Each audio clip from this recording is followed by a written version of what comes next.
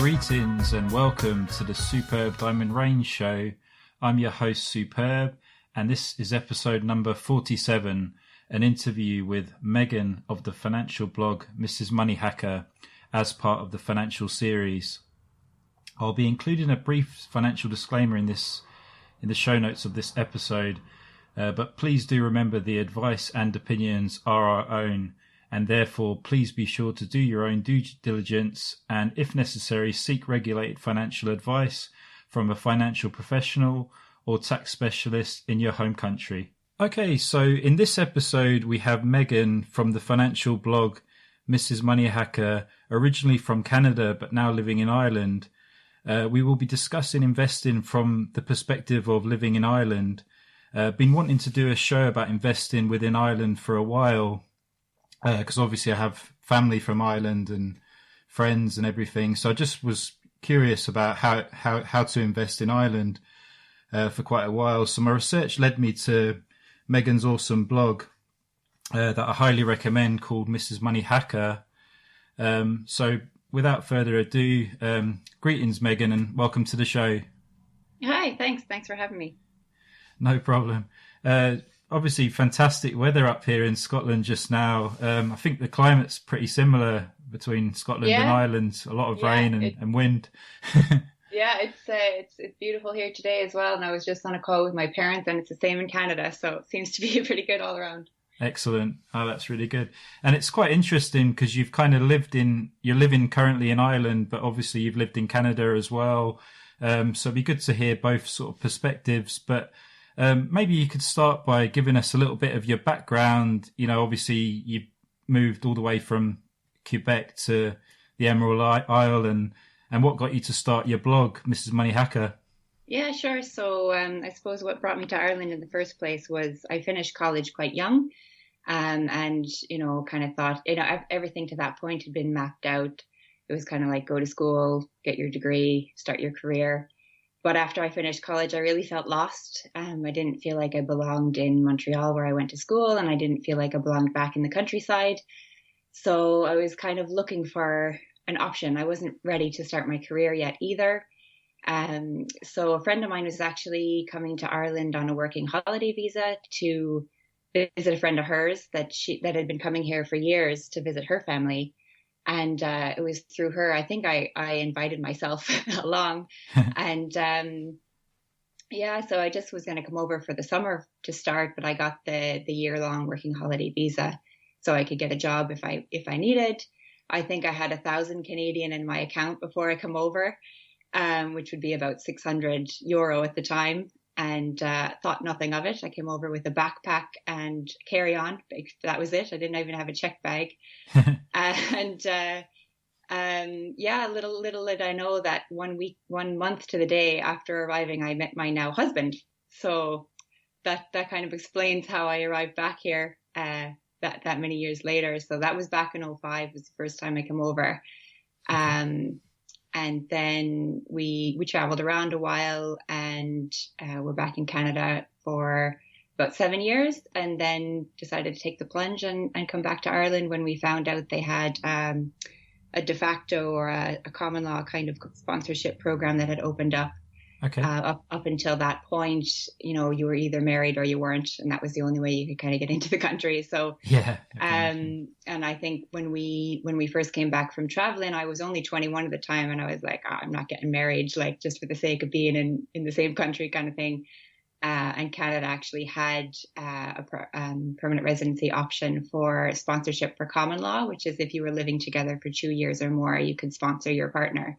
Wow. You didn't have to be married. So we went that route. And then my husband actually got his citizenship in Canada.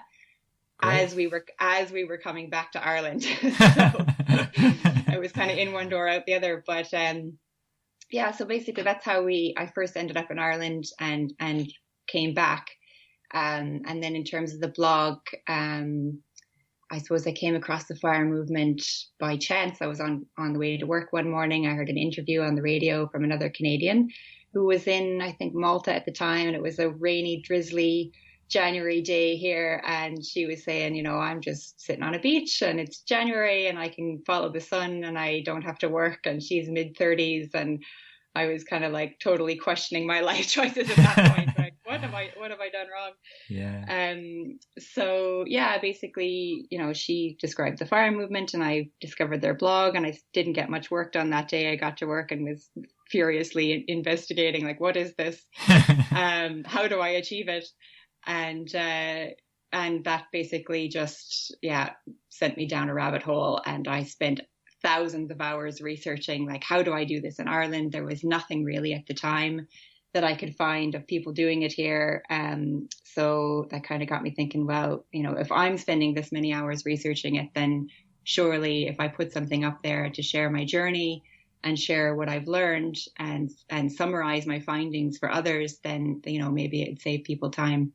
So Definitely. that was kind of the idea behind it. Is mainly just to help other people and share my knowledge to save people time and effort and learn from my mistakes and my trial and error. Yeah, because obviously it's like you're, learning all this stuff, and, it's important to remember yourself what you've learned. So just by having a blog, you have a record of everything that you've learned on the journey so far. So you can always add to it later as well if you find out anything different or new or interesting. Exactly. So what first got you thinking about like investing or the potential of financial independence? Was there, obviously you mentioned about the Canadians that retired early, but was there any books or anything like that kind of got you more interested in it, or any, information? Yeah, so basically around the investing, there's kind of two different timelines. So investing, I hadn't found out about financial independence until maybe 2 years ago. But the investing thing, like, I think it was my early 20s when I had my first full-time job, after backpacking for a while and after college. And, I was for the first time in my life earning more than I needed to live. And at that point, I didn't need much to live because I was recently a backpacker and a student. So, sure. But yeah, basically it was kind of like first world problem of, well, now what do I do with this money? Like, I have more than I need. So what do I do with the excess? And I had started looking around, and I'd read a little bit about investing, and it totally freaked me out. I felt completely out of my depths. I didn't understand half of what they were talking about. I didn't have any risk tolerance in terms of parting with the money, that my newfound money, And so I think I did what most people would do, is just went with the company retirement plan, because I figured that surely people that are twice my age and work in finance know what they're doing and know what they're, in terms of selecting the company plan to invest in and things like that, which I later learned is not necessarily the case. But also then saving up for our first home. It seemed the most logical next step, and that's where our excess money started going. I suppose we were saving up for a down payment. Sure.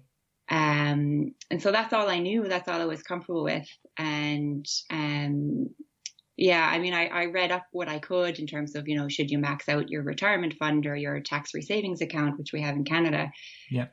Or should you do a snowball debt repayment? All these different things. Yep. Loads of strategies. I was always interested in the different strategies and things, but never really, I think, a retirement option for me, or retirement plans at that time were like way in the future.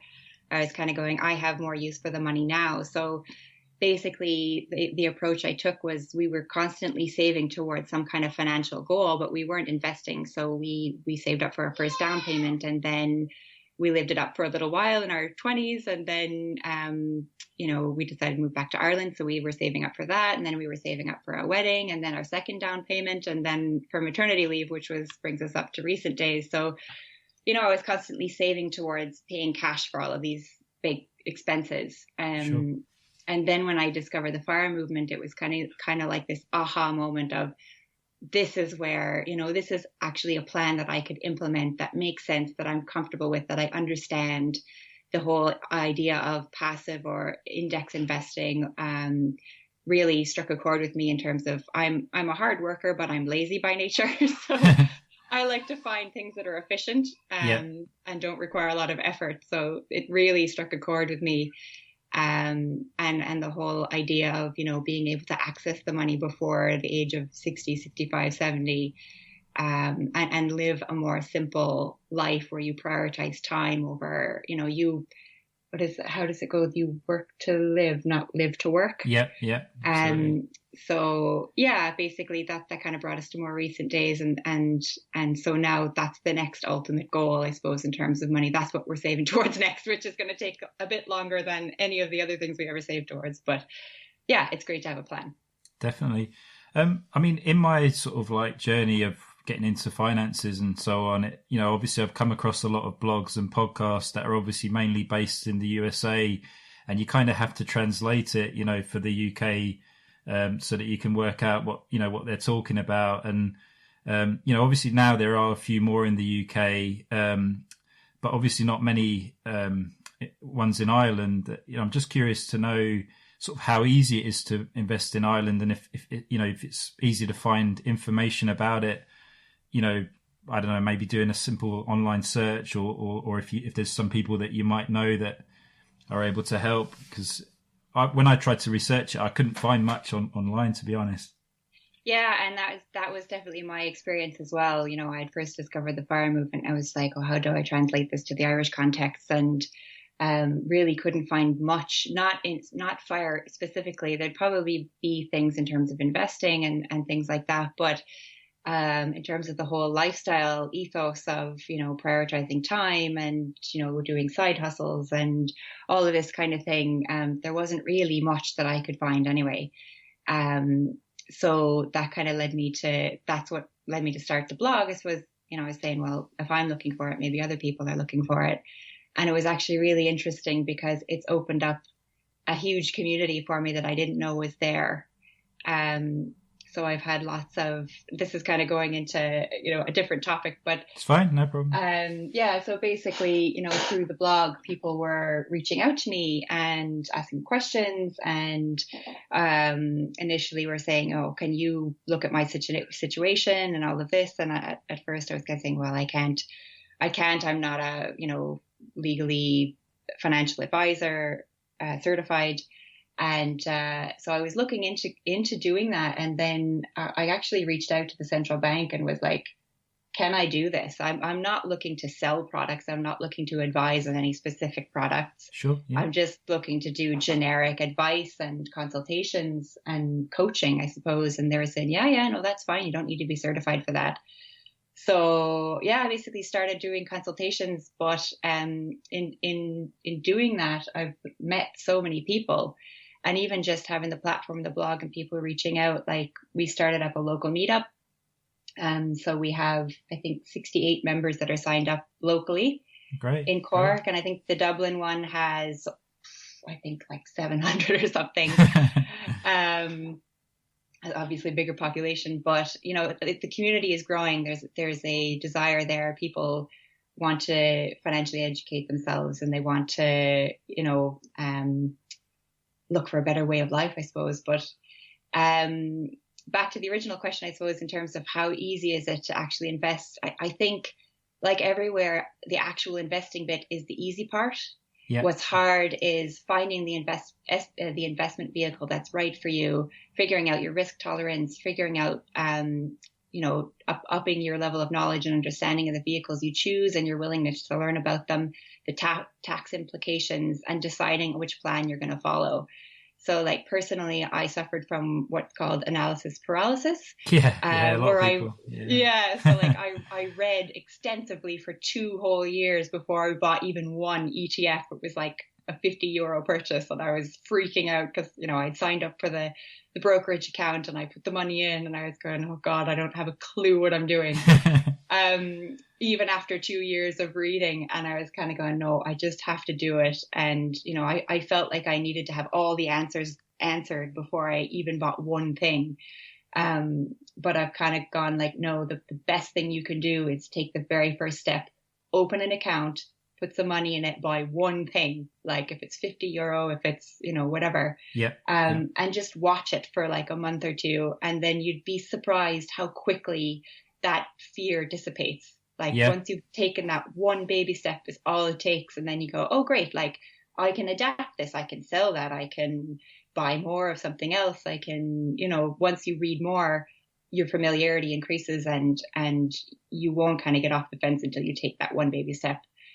So yeah, it's so important to start. That's what, I always say to people that want to do it. You just got to, as you say, simple thing like opening an account and then just directing some money into it. And even just buying your first investment is such a good beginning, like for everyone sort of thing. So I know from your blog that you follow an indexing or ETF approach to investing, similar to myself. Was curious to know what you're investing in, either now or what you've sort of always invested in. Yeah, so at the moment, like only a small portion of our overall net worth is in ETFs at the moment. A big portion of our net worth is actually in our 2 properties, soon to be 1 property. We've just sold a property. And we'll be paying down our mortgage with that. But my ETF portfolio is basically diversified into all Vanguard, their all world fund, the S&P 500, emerging markets, and developed Europe. And the reason why I went that approach was because I based it off another blogger's. He's from Scotland too, I think. The Escape Artist. Yeah. So he had posted what he did, and I kind of adapted it to something that I was more comfortable with. He had like 20% in cash or something, which I didn't want, and I just kind of played around with the percentages, looking at the performance of each and figuring out which risk I was comfortable with. But his basis was that the US was overvalued, and the all world fund, like a lot of people just buy the one all world fund. Yeah. To keep it simple. But that all world fund is actually heavily invested in the US. I think it's like 50% or more. Yeah, 60%, I think. Yeah. That's a lot. Yeah, exactly. And I've actually come across something else recently where it was a guy that works at some kind of fund in Dublin, and he had a webinar and he was talking about how to actually value stocks and companies, and how these pension funds and everything, and the S&P 500 even, how they value or include companies is based on the size of them rather than the actual valuation of the underlying stocks.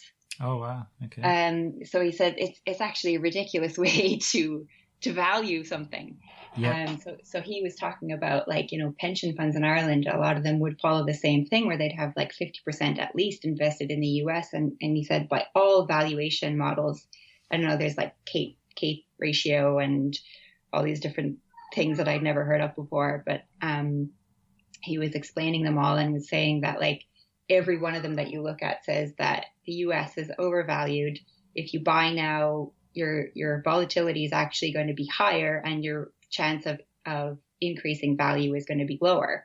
So it's a lose-lose situation where he's saying if you go into, say, emerging markets in developed Europe, there's more room for them to grow. There's more chance for them to grow, and they're lower volatility longer term. So all of those things kind of made sense to me. And I was kind of going, I think I'll start kind of divesting from US a little bit more. Maybe I'll get rid of the S&P 500 and focus more towards emerging markets and develop Europe. Yeah, absolutely.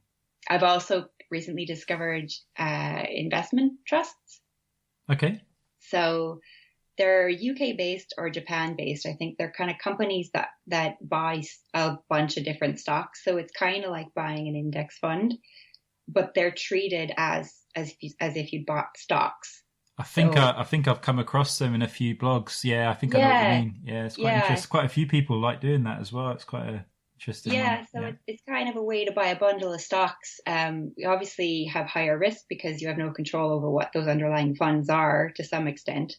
Like you can buy, IT sector, you can buy different groupings, you can buy all world type things as well.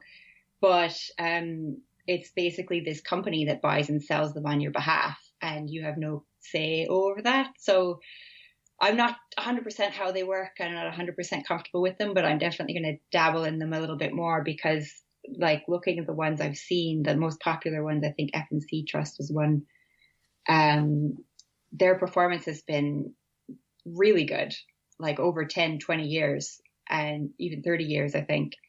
And the taxation treatment is better, especially in Ireland, where you don't have this deemed disposal and 8-year deemed disposal and 41% on gains and dividends. So the only thing, the other thing is that they are traded in GBX, which is pound pence. Yep. Yeah. So obviously coming from euro, there's the currency exchange risk and the currency and the currency transfer fees or whatever that you're exposing yourself to. So I don't know. That's what I'm saying. I might dabble in it just because to see how the performance goes. Sure. If it outweighs those two risks, but yeah, it's pretty good. With me being based in UK and it being a small country, similar to Ireland, I follow the global markets in using the Vanguard All World ETF. And if I was to get bonds, I would probably use UK government bonds or gilts, which would be sterling based, potentially the currency I may well be spending in the future. Do you follow a similar approach? I know you also have investments back in Canada as well as in Ireland. I'm not sure at the moment if you're investing in bonds, or do you have some in bonds, or are you, what would you do if you were thinking about getting bonds in the future to sort of get a bit, make your portfolio more stable, I guess, from volatility?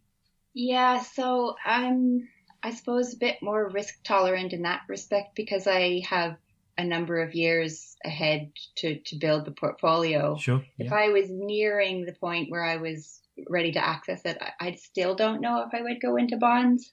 Yeah. I think from my perspective, the whole retire early thing is, I don't think I'm ever going to stop working. I think for me, it's more the financial independence piece where I want to have the freedom to choose. Yeah. And so I don't really care. Obviously I care, if I lose money or whatever, but, I'll always probably be earning money to some extent as long as I can and I'm able. But yeah, so for me to have it in 100% stocks or equities and no bonds, I'm comfortable with that at the moment. I don't plan on buying bonds.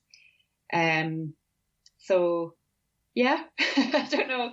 Yeah, no, really... I mean, it's interesting because I've gone backwards and forwards over it, and a lot of people feel that the returns are not very good. And I recently bought a book. It's called The Bond Bible, and it kind of advises that no matter what your age, that they believe that it can be good to have some bonds, for purposes of like rebalancing and obviously if there's crashes. But I totally agree. If if you're not too fussed about it, or you're happy to take some more risk in the long term, I mean, it can be, and there are a lot of people now that don't buy bonds as well, that, particularly in the FIRE movement, it's very heavy equity and shares kind of. So I totally get it. And I think, some people, I guess, when they reach their number, they may decide to add some bonds, or they might, buy something else, that they've, to sort of like, rely on other ways. Risk. Yeah, exactly. Reduce the risk. Yeah. No, it's interesting. I mean, it's always it's one people always talk about is stocks to bonds. But so what's the typical investment vehicles available in Ireland that can be utilised? Typically in the UK, we use ISAs for tax-free growth. We have taxable share accounts, tax deferred, defined contribution, defined benefit, workplace pension, and SIPs. That's probably quite a lot. But yeah, just sort of wondered what type of vehicles you have over there. And not much.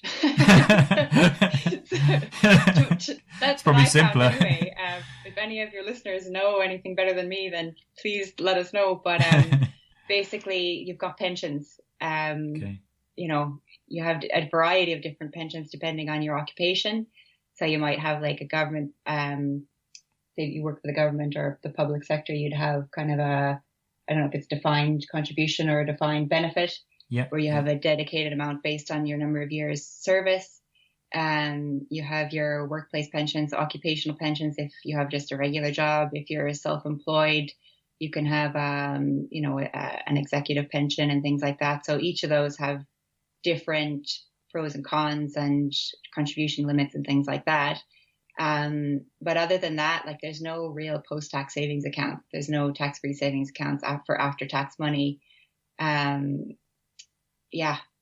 Because it's quite interesting because over here there's a lot of people that obviously do invest in like workplace pensions, or they may have a SIP where they can choose their own investments. Because obviously if you wanted Vanguard funds, you'd open a self-invested personal pension to be able to access them. And one of the strategies I've used myself was sometimes I put money into the employee workplace pension and then sort of build it up a little bit. And then maybe once a year, or, I would transfer it to the SIP to buy, Vanguard funds.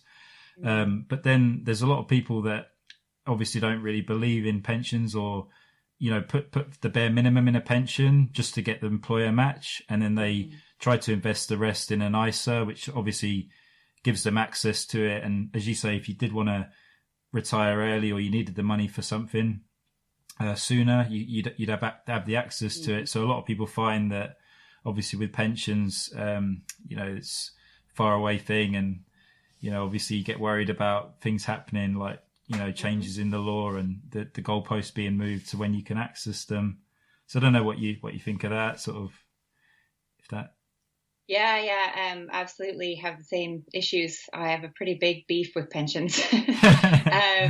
The more and more I come across, like in terms of the consultations that I'm doing with people, I'm actually seeing their different pension schemes and reading through the fine print and figuring out the fees. And like, the fees are ridiculously high. Yeah. People don't understand what it looks low. It's like less than 2%, but they don't realize what that 2% actually means in the long term. Big difference, to the end goal, end part sort of. And I don't even mind that. Like if they were performing extremely well for that fee, great. Yeah. But they get that percentage whether you make money or lose money. Yeah. And quite often they're not making you much money. Like the performance doesn't correlate with the fees. And the fees are often hidden or so convoluted to understand that even if you are like, even with a super analytic brain, you cannot figure out the true fees and performance. And even the people that are selling them to you don't understand them. So to me, that's like a major issue. Not only that, but then like so the government has caps per age here. Yeah. So if you're 25 to 35, you can only contribute 20% to your salary, and then it's 25% and 30 and 35, depending on your age bracket. But even if you were maxing that out, I don't think you'd have enough based on the actual real rate of return that you're getting, because the fees are so high and the performance is so low, that by the time you're ready to access that, you still wouldn't have enough to cover your income, your expenses. You would have to be investing outside of the pension as well, on top of maxing it, in order to bridge the gap between accessing the state pension as well. So the miseducation or the lack of education on what pensions actually mean, and then the other bugbear is that, okay, I'm going to contribute to my company's pension. I'm assuming that people that are at the executive level in my company are educated enough and financially literate enough to actually manage these funds and to select the correct ones. But more often than not, they're not. They're in the default fund sort of thing. Yeah. And there's loads of bonds and stuff, cash. Exactly. Or invested massively in the US or whatever. And have no understanding what the underlying funds actually are, or what, the fees actually are. And often, like, when I'm doing consultations, I'm asking people, what are the fees? What are this? What are that? And like, they don't know. They go back and ask, and they're going, well, this in itself is worth the consultation, because I didn't know how little I was actually making. And often they could go back and you can negotiate.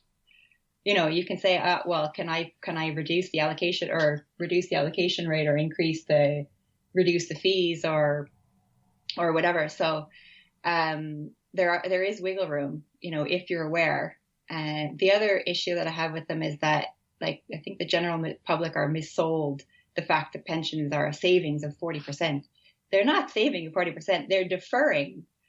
They're deferring the tax for when you withdraw it later. Yeah. And people often forget that. So you're saving 40% now, and you probably have some tax savings.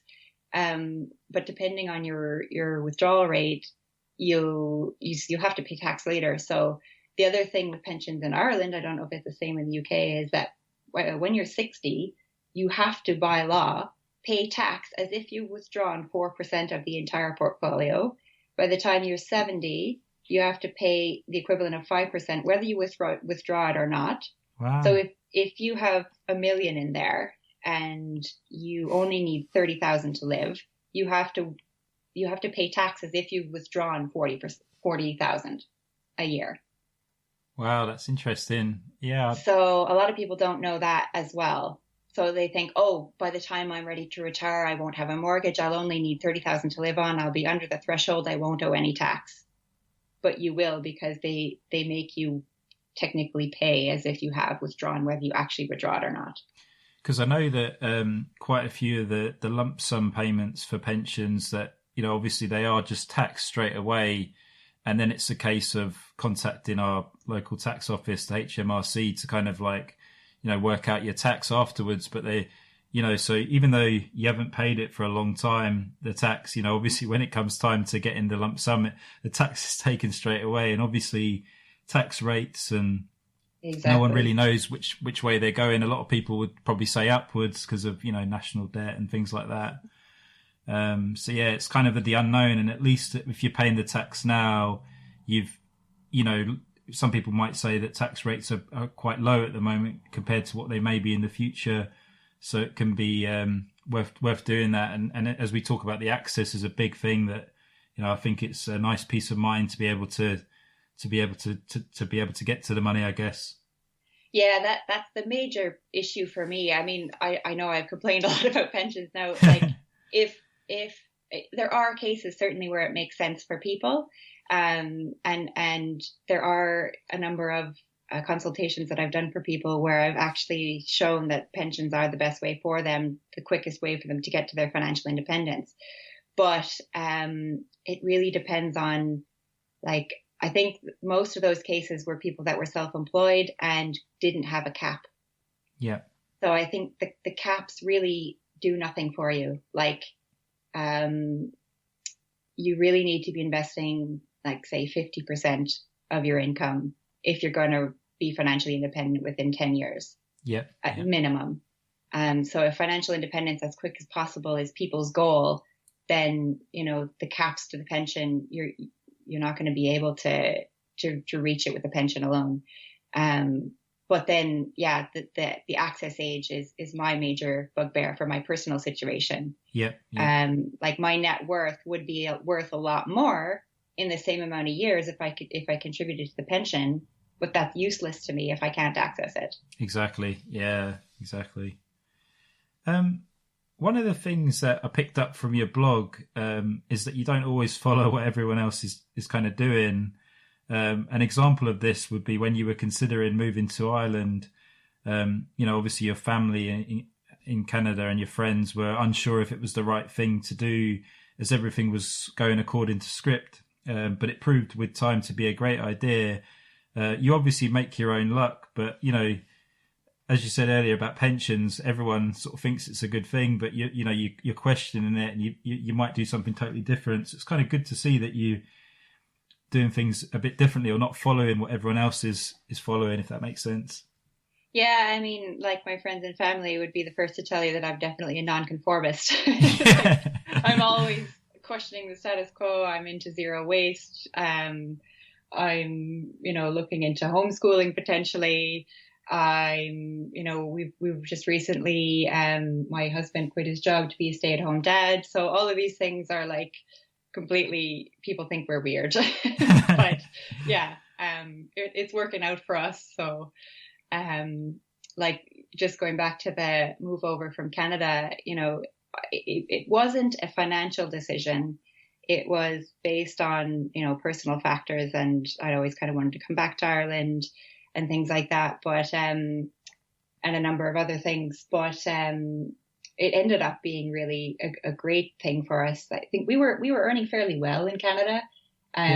We had a 1-bedroom condo in the downtown. We'd walk to, restaurants and bars, and back in another life when you could do those things. But we were living the dream basically, and people were kind of going, what are you doing? You're giving up this brilliant lifestyle. And you're saying, it's just not for us. We wanted to try something different. So we came back, and it ended up within 2-3 years, we were earning like 60% more take home than we were when we were in Canada. Wow. Which I don't think we would have if we'd stayed there, even if I'd changed jobs and, whatever there in Canada and reduced our expenses or whatever. I don't think we would have gotten there in as quick of time. It's very expensive, like some parts of Canada, isn't it? Like property and things like that can be like really, really like I guess Toronto and places like that and other big cities. Toronto, Vancouver would be like extremes. Like you're paying $1 million for a fixer upper. Exactly. Exactly. Now Ottawa, where I wasn't near that. So we could actually afford to get on the property ladder. But I still find Ireland now. It could be just our lifestyle as well. Like back then, mid-20s versus mid-30s, you have a different lifestyle and different priorities in terms of where to spend your money, but and different opportunities to spend your time on things when you don't have children. We definitely found a decrease in our expenses when we moved to Ireland. And we're not in Dublin now for the Irish listeners. We're down in Cork, so it would be a bit cheaper, but Sure. Because Ireland's always had a bit of a reputation for being quite expensive, as is London, and I suppose Edinburgh in Scotland is kind of more expensive than some of the other cities. But I just wanted to ask, what was it that you liked so much about Ireland? And because it seemed like you sort of may have had a plan or considering to go back after first visiting. Just was there anything that you liked about it, like the lifestyle or the people or anything like that? I had a think about that, and I was kind of going, I can't quite put my finger on it exactly, but ultimately it came down to I just feel good here. Like I'm less stressed. I feel physically and mentally better. I think the food is fresher. Like it has less distance to travel. It's a better farm food, isn't it? Like it's a lot fresher there. It's kind of very like that in Scotland a bit more than England. England's not great for like food, but Scotland and Ireland would be a lot more farm fresh food, if you know what I mean. And I don't know, maybe something about the sea air. I know we're not by the sea directly, but we're on an island, so you're never that far from the water. And I think that like in Cork, you can be in the city in 1 minute and then in the countryside 5 minutes later. It's brilliant, isn't it? So it's a really nice balance. You feel connected to be in the city. You have all your modern commodities and everything, modern comforts, but then you can be out in the countryside walking by a waterfall in 10 minutes. It's great. That's awesome. I also feel like you mentioned the people are more relaxed, but not so relaxed that things don't get done. People don't take themselves too seriously. So like I kind of had a concern before moving back, and actually living and working here. I was going, well, are people going to be so relaxed that they're not like, you're going to have a struggle. You're going to have to know somebody to get anything done. But it's not like that. Like it's a perfect balance. Like things still get done and people are really productive, but they don't prioritize work as much as I found it was in Canada. Yeah, definitely. Sort of, they have that. They have a postcard in Ireland. It's like rush hour in Ireland, and it's like all the sheep going across the road kind of thing. And it's quite they like we're not that back. But I know there was a joke on one of the radio shows in the morning where they were playing it back, and we have national radio here because it's such a small country. So we have national radio stations, and so there was one that was a Cork radio station. It was being aired in Dublin, and they were kind of going, "Oh, traffic jams of 15 minutes this morning." People in Dublin are like, "What? That's a normal shock." I actually sort of similar, I guess, in that you're from Canada and moved to Ireland, but I had an uncle that he grew up in Ireland, and half his life was spent in Ireland, and then he moved to Winnipeg in Canada, and he spent the other sort of second half of his life living and working in Canada, and only recently, within probably the last few years or so, both his sons grew up and started their careers in Canada. And he made a decision that he wanted to move back to to live in Ireland. And I remember when I went on holiday there, he used to always talk about how much he misses Ireland, and any family that would visit, he was always really happy to see them and just to talk about Ireland and stuff like that. So you often hear that there's no place like home. I'm just wondering what your thoughts on that are, sort of. Yeah, I'd worry to offend anybody at home. I don't miss home. I obviously miss the family and friends aspect. But that's kind of about it. I miss the summers, miss the heat in the summer. I don't miss winter at all. I would like to at some point get back and, have my son experience winter at Christmas time and things like that. But that's the extent of it. Like, I don't miss snow at all. I don't miss the slush in the springtime. Yeah. Ireland has definitely won my heart. So it's great. No, it's great. It's sort of similar to me with Scotland, because I, most of my life I grew up in England, but just sort of my wife's parents, they're from Venezuela, but they visited Edinburgh for a weekend, and they, recommended it to us to visit, and we'd never really gone. We kind of drove to Scotland really late at night with my dad to kind of get the boat over to Ireland when we were younger, but I never spent any time here, and it's just totally different to what I, expected, and just we both really liked it and found it a lot more like relaxed and laid back and friendly people. So yeah, it's pretty similar, sort of. Maybe not traveling as far as Canada though, but yeah, it's kind of. But to a lot of people, Scotland's pretty far, because we always say it's like a 6 or 7 hour drive, so from London, sort of thing. So it's quite interesting. Along the same lines, a common thing that is recommended by financial gurus and independent financial advisors is to make the most of company pension. I know we spoke a little bit about it before. Obviously there's self-invested personal pensions for the for my USA listeners. They call it the 401k plan. I am guilty of going along with this advice, and I work in the pension industry. I know you've kind of gone over it a bit, but I was just curious to know your thoughts about pensions again, and that I obviously have my own doubts about losing control and about the government changing rules and moving goalposts and future tax rates. So just if you wanted to expand a little bit more on it, just what you think, sort of. Yeah. So I definitely have the same concerns. Like, another thing that was brought in during the last recession was the government imposed a 1 or 2% levy on pensions. So they were literally just dipping into the funds, and I highly suspect it's gone away since, but I highly suspect that's going to happen again. Yeah. And so you're not only looking at your 1 or 2% fees from the pension provider and the low performance, but also another 1 or 2% taken off the top from the government, which essentially means you're maybe keeping up with inflation, if that. Yeah.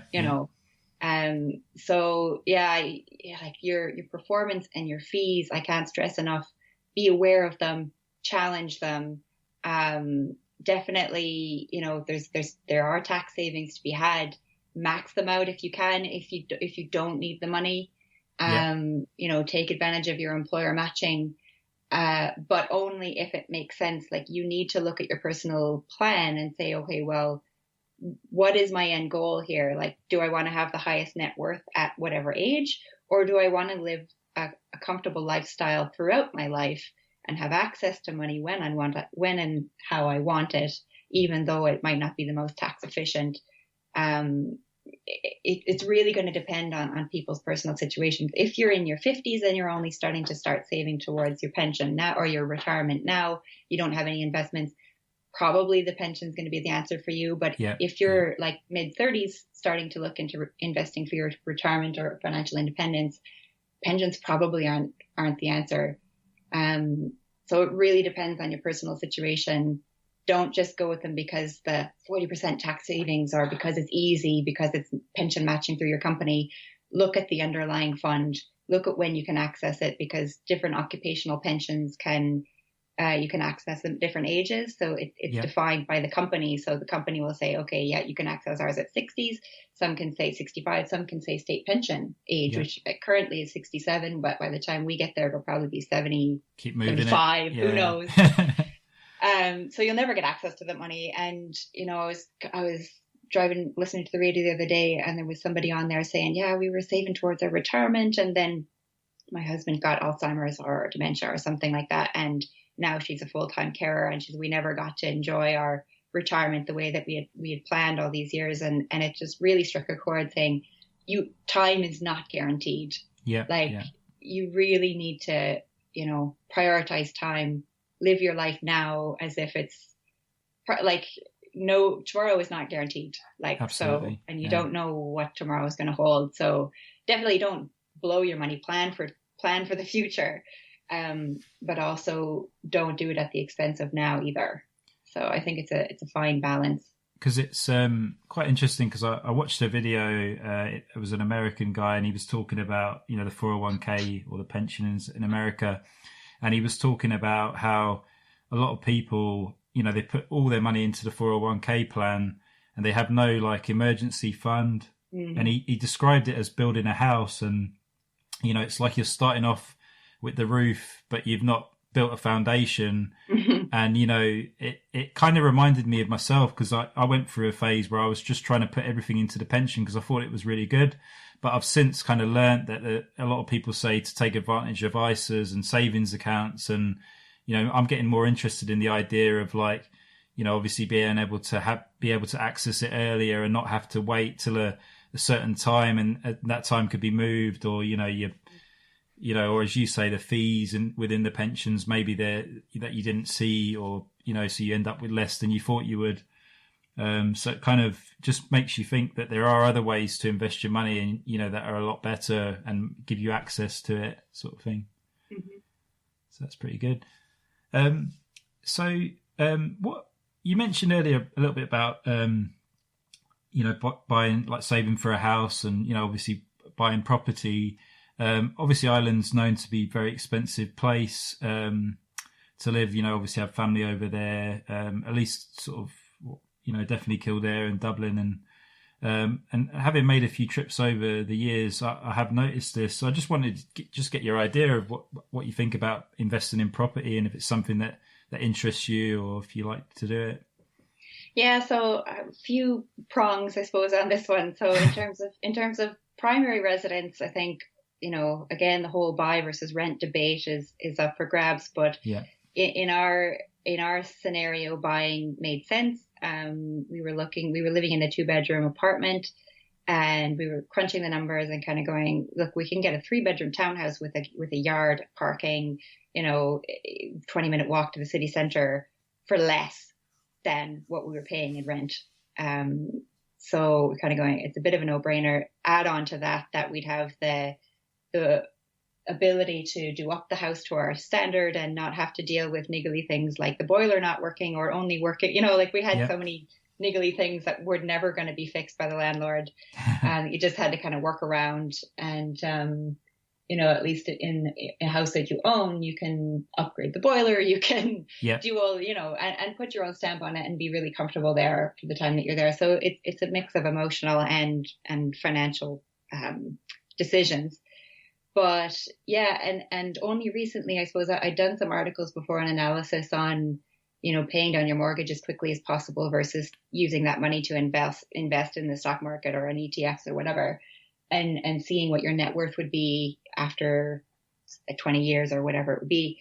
And in the initial analysis, it was, it makes more sense, looking at it at a high level. You've got, you're saving 1 or 2 or 2 to 4% on your mortgage interest versus earning 10% in the stock market. So for 100 euro, you're going to save €4 against your mortgage versus, make 10 euro in the stock market. So if you boil it down to that, over 20 years, you're going to have more net worth.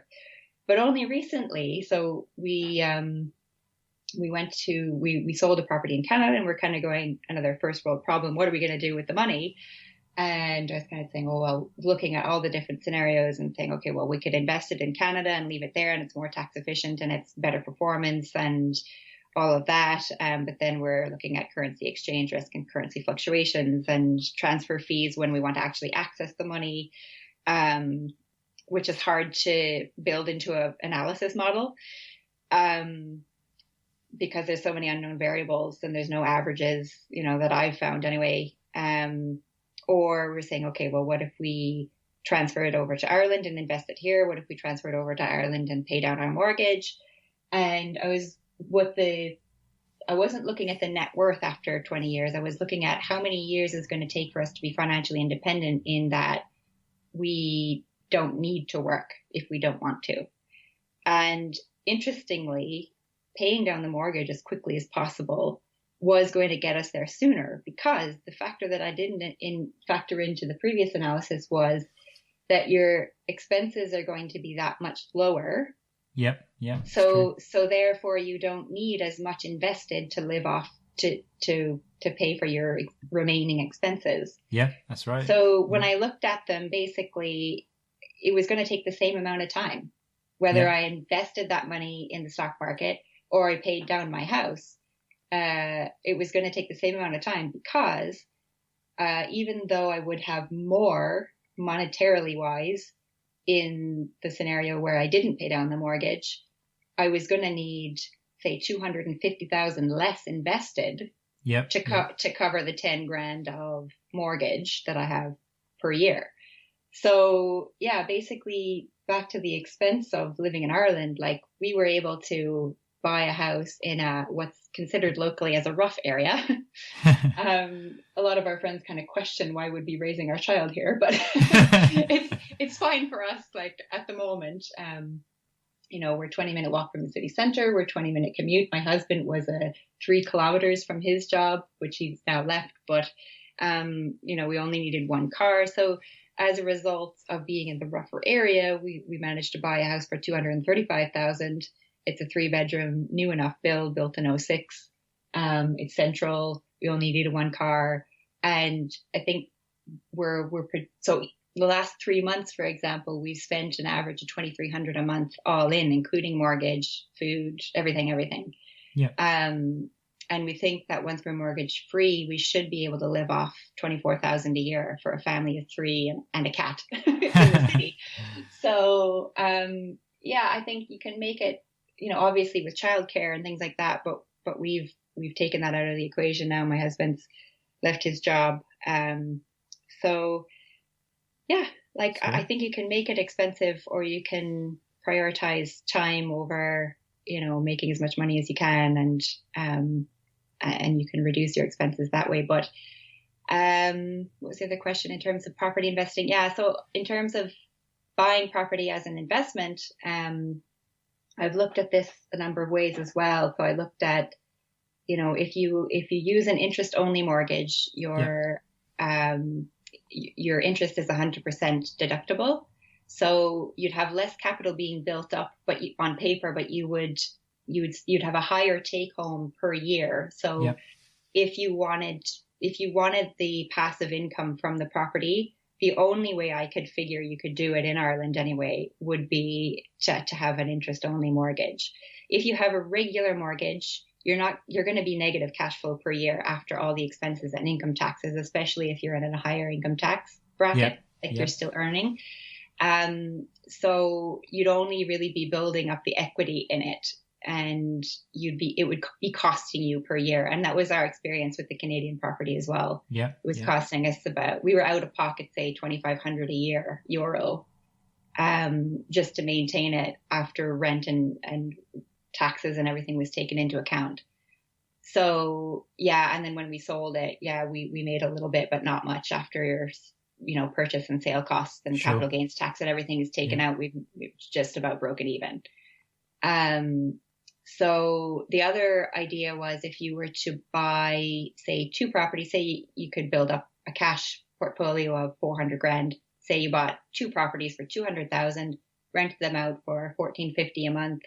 And this is based on like what I think you could possibly buy in Cork. I looked at, you can't really buy anything less than 200,000 that's rentable, without having to do any work. So Dublin obviously is a completely different story, because the properties would be much more expensive, and you could potentially even go to somewhere like Longford where they'd have cheaper houses but lower rent and things like that. But anyway, if you were to buy 2 houses for 400k, that it would get you about a 6% return based on my assumptions, which isn't too bad. So you'd have 24 grand a year after tax to live off of, which we were projecting that we possibly could if we didn't have a mortgage. And then, so that would be okay. But then the risk is you have one vacancy, you have squatting people, you have one big repair that's unplanned, that could potentially wipe out a decent portion of that return in any given year. And I suppose the same argument can be said for the stock market. You could experience a 30-40% loss like we did this year in any given year. And that's massive. But yeah, like I think the risk of property for me and the struggle to maintain it is like we've recently just sold our property in Canada, and the relief of not having that on the back of my mind it's nice, isn't it? You just don't realize the weight that's there until it's gone. It's an extra worry, isn't it, I guess, on top of everything else in your life, that you sort of especially if you're getting to the point where you're depending on that as your primary income.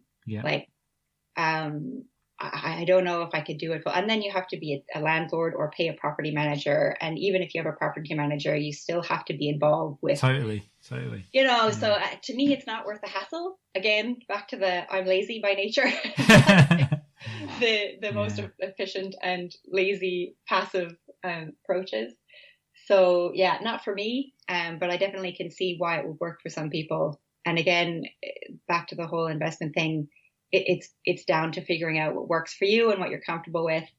But one thing that I found interesting in terms of, so another analysis type that I do for people is lump sum analysis. And so I'm surprised at the number of people that have come forward that have like over 100 grand just sitting there, and they're going, I don't know what to do with this. I've been sitting on it. I have no idea. So I look at the various scenarios, and it's interesting even for me because, you think by doing the analysis on multiple times, you'd be coming out with the same answer. And definitely, so different people will say, okay, I'm interested in this percentage stock, this percentage ETF. I'm looking at an investment property. I'm looking at like all these different scenarios. And ultimately, at the end of the day, the common thing that I found is no matter what you invest in, as long as you're investing a good chunk of your take home in something that's earning higher, keeping up with inflation at minimum. And if you can even get to the 50% of your take home invested, then you will be financially independent within 10 years. Like no matter which approach you take, whether it's investment property, ETF, stocks, pension. Well, pension is different because you can't access it, but or a combination of them, no matter what you're doing, yes, you'll probably have a higher net worth in certain scenarios over others. But if your main goal is to free up your time, then it doesn't really matter what you're doing. Definitely. As long as you're doing something. It's great to hear the way you analyze things and the way that you compare different ways of doing things. It's something that I need to do a bit more, to try and work out, what's the best thing to do. It's a good way to kind of like, make a decision, just, have something to study and try and figure out what's the best way to approach it. Because, sometimes you go into things again blindly. You don't really think about, does this make sense to, either pay down the mortgage or invest in the market, that kind of thing. So it's quite good the way that you're actually thinking about things. It's as I say, a lot of people just tend to just go full into things, but without really looking at the pros and cons and.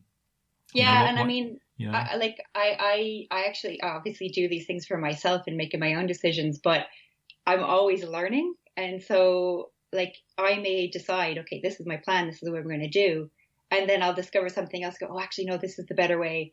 And even though I've done all that analysis, you may discover something that changes it. And so the beauty of being in the situation where you have excess money and you don't know what to do with it is you can change, like if you've maxed out your pension and you've continued and that money's locked away and you can't access it, that's fair enough. But anything else, like you can sell your stocks and put it into ETFs. You can sell your ETFs and put it into in investment trusts. You can sell all your stocks and buy an investment property. So you never know what's going to happen in your life, and that's going to change your priorities. And so I think as long as you're building up something and you have the freedom to choose, you're not going to be stuck in a job that you're miserable in. You're not going to be stuck chasing your tail, trying to just keep your head above water. You have the options, and that's the beauty of it. Definitely. No matter what you're investing in, if you have something set aside, you have that peace of mind and you have the options to choose the life that you want. Yeah, and that sort of gives you freedom, doesn't it, as well? Like that you can, change the direction or the path that you're on, just because you've already started something, so you can move it into different things if you decide that you want to get into property, or if you want to, invest in ETFs, that sort of thing. Mm-hmm.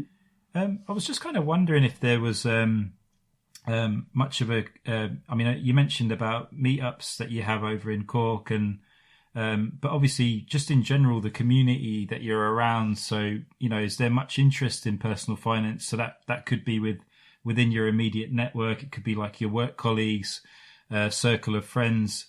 Because I know that, like Scottish, the Irish like to have a good time. So I was just wondering if it comes up much, conversations about finance or an interest in it, or maybe somebody asking you questions about it type thing. Kind of. So yeah, like I talk.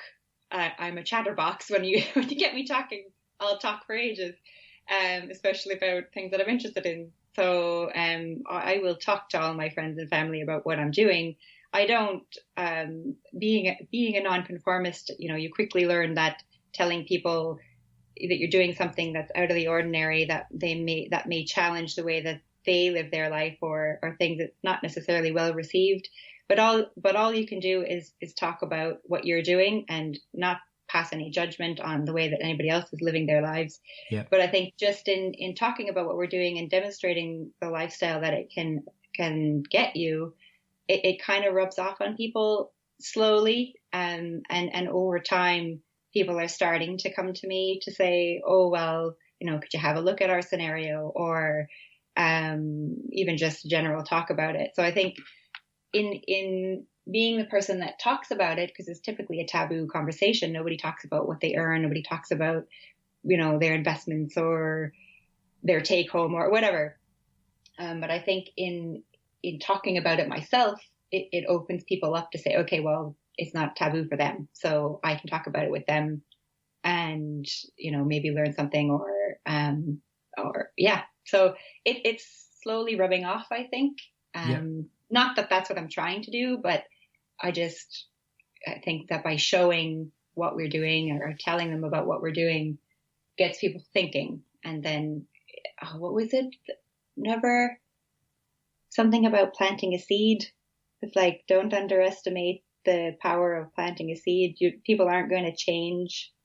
So I can't remember the name. But yeah, no, there's quite a few, isn't there, like that? So yeah, so it's basically like, just plant the seed. Don't expect to talk about something and have people take it 100% on board and make the change, but never underestimate the power of planting the seed.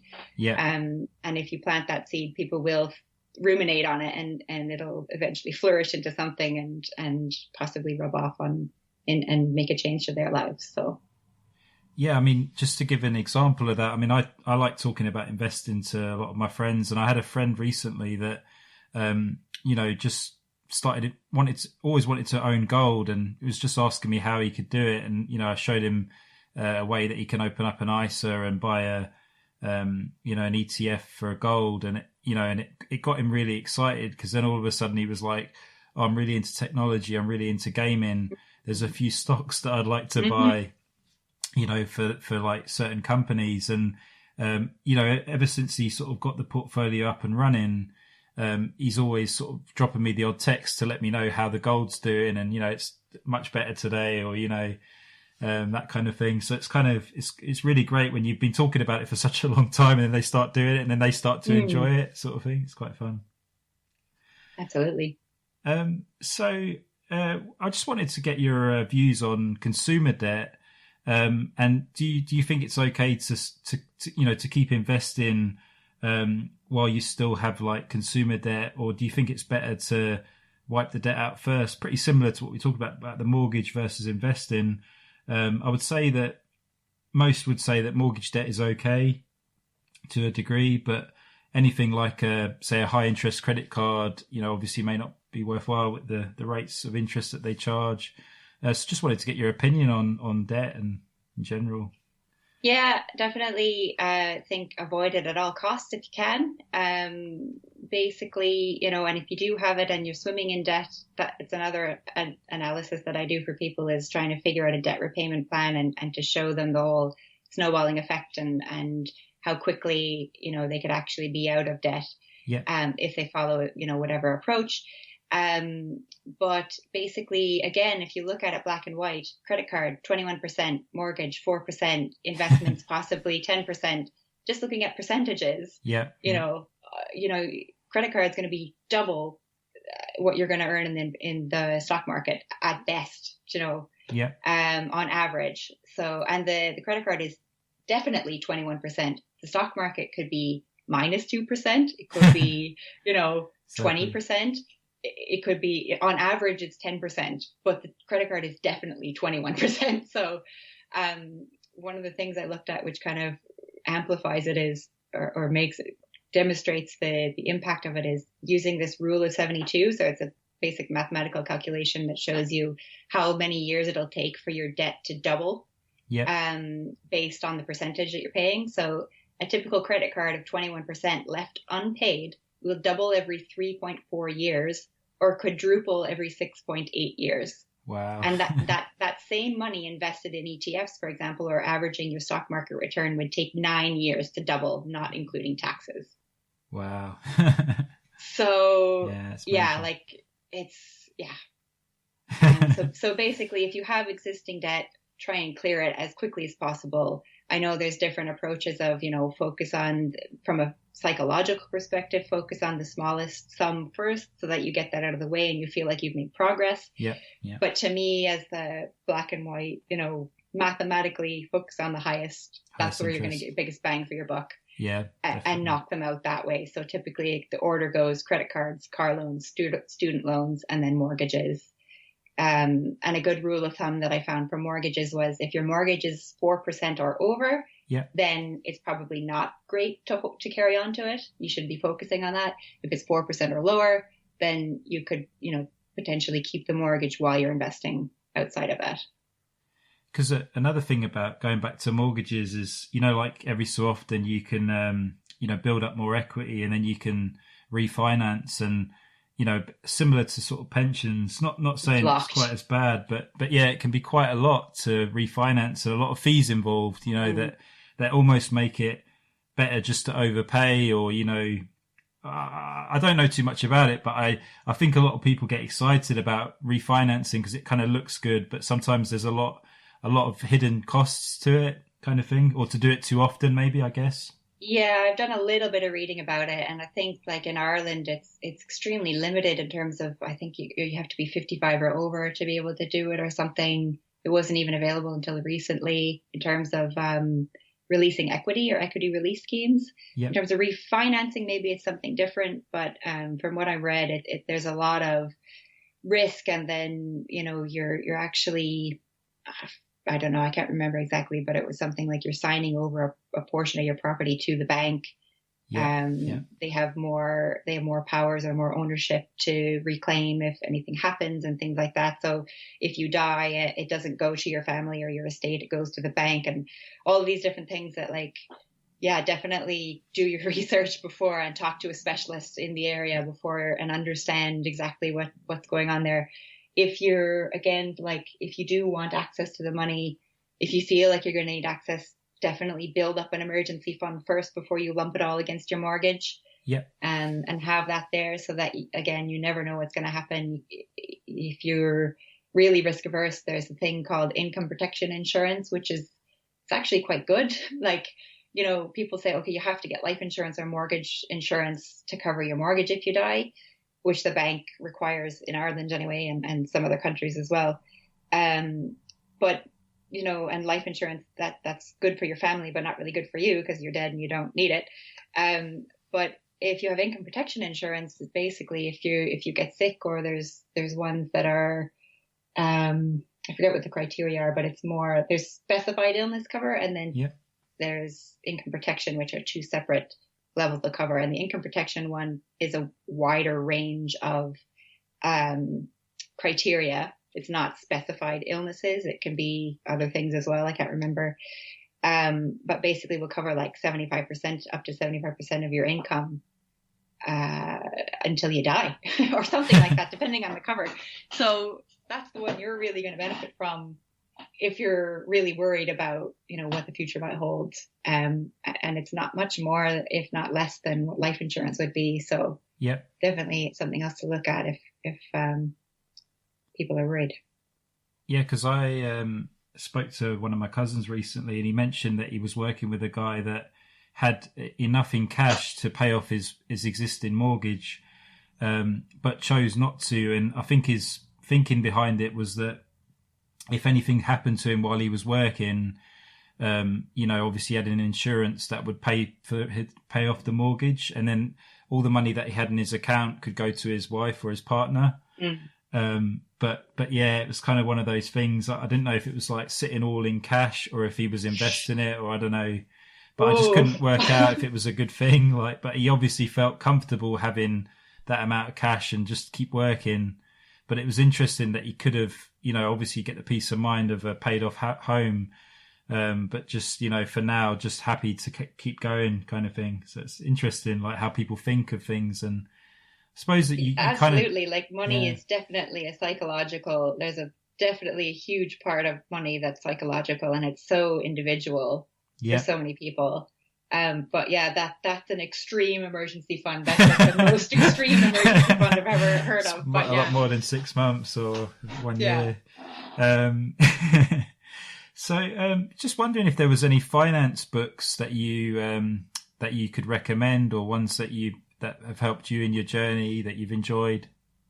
Yeah, so I know there's the typical ones that most people will have read. I love to read, but with a baby, it's like one of the last things I get to do. I did manage to read one called Your Money or Your Life, which I thought was excellent. Yeah, that's a really good one. Yeah, like to me, I found it transformative. Like after having read as much as I had read on the FIRE movement, I was kind of going into it thinking, well, what could I possibly learn from this?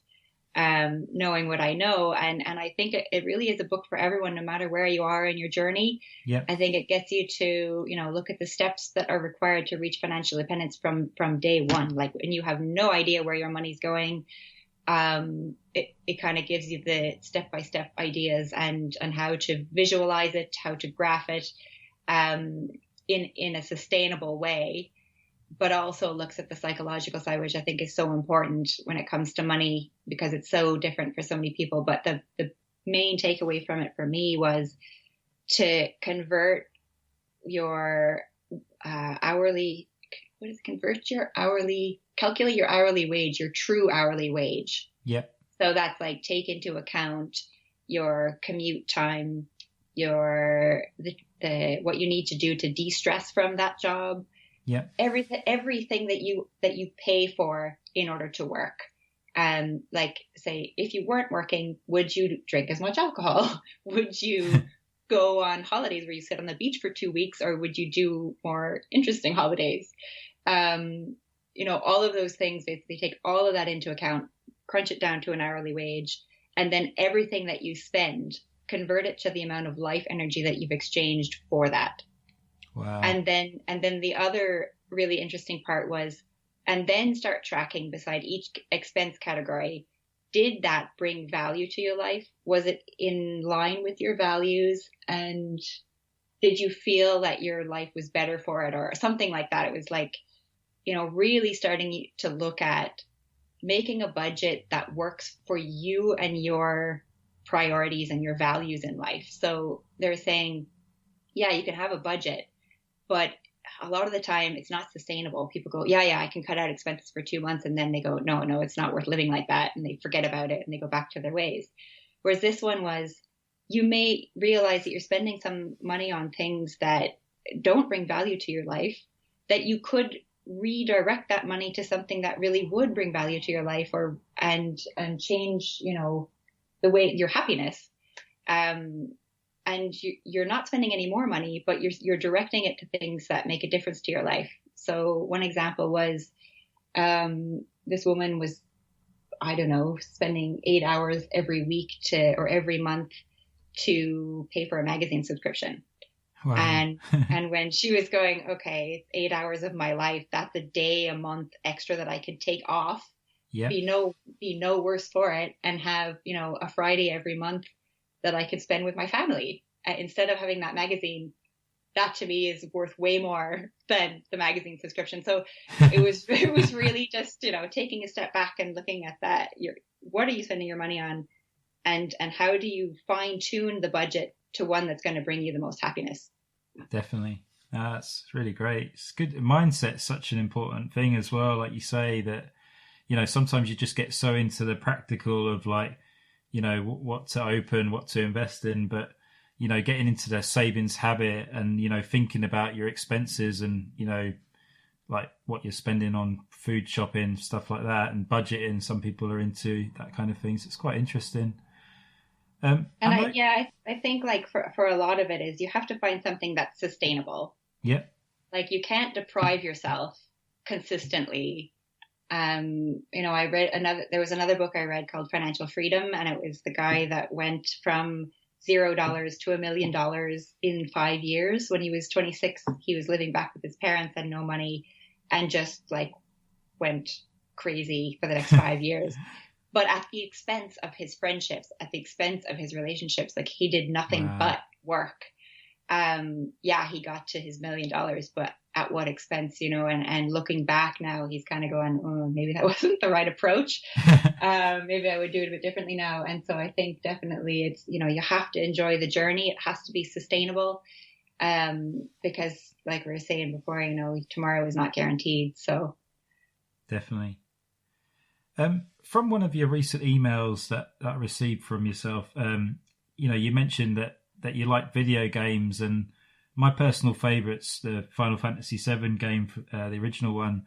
So I was just wondering what were your favourite games, or do you still have some that I don't know, still play, or? There's definitely a few that I've played over again, but there's so many. Like the recent ones I say would have to be The Last of Us, Fallout 4, supposed to be Fallout 4, the Fallout series, Horizon Zero Dawn was excellent. Skyrim, the Uncharted series, the Tomb Raider series, the Assassin's Creed series. I've played all of them.